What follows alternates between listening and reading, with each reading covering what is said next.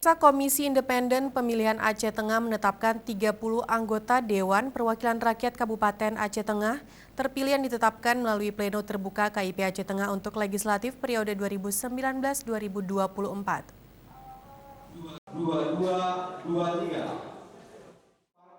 Komisi Independen Pemilihan KIP Aceh Tengah melalui rapat pleno menetapkan anggota DPRK terpilih periode 2019-2024. Menetapkan perolehan kursi partai politik dan penetapan calon anggota DPRK terpilih. Dilangsungkan di Aula Hotel Lingeland, Takengon, Aceh Tengah.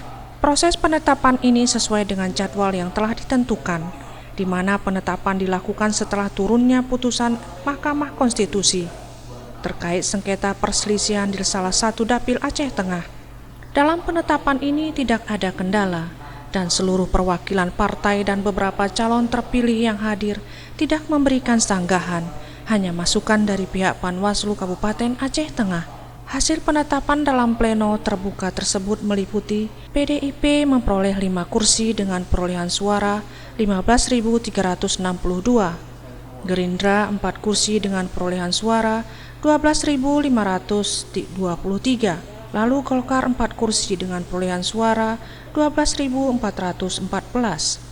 Nasdem memperoleh 3 kursi, Demokrat 3 kursi, PKB 2 kursi, PKS 2 kursi, P3 2 kursi, PAN 2 kursi, Partai Aceh 1 kursi, Partai Berkarya 1 kursi, dan Hanura 1 kursi. Hasil pleno tersebut ditandatangani bersama oleh setiap perwakilan partai. Selanjutnya, hasil penetapan ini diserahkan ke Gubernur Aceh melalui Pemda Aceh Tengah untuk dapat dilakukan pelantikan sesuai jadwal.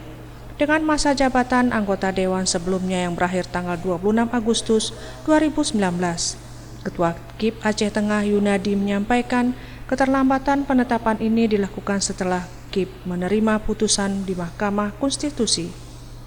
Hari ini agenda rapat pleno penetapan perolehan suara partai politik, juga perolehan kursi calon terpilih, perolehan kursi partai politik, dan juga penetapan calon terpilih. Nah, jadi pasca putusan MK kita memang tertunda dari wilayah lain, hanya saja memang ketentuan 5 hari, ini hari terakhir sudah kita jalankan. Dari Aceh Tengah, Tim Liputan Aceh TV.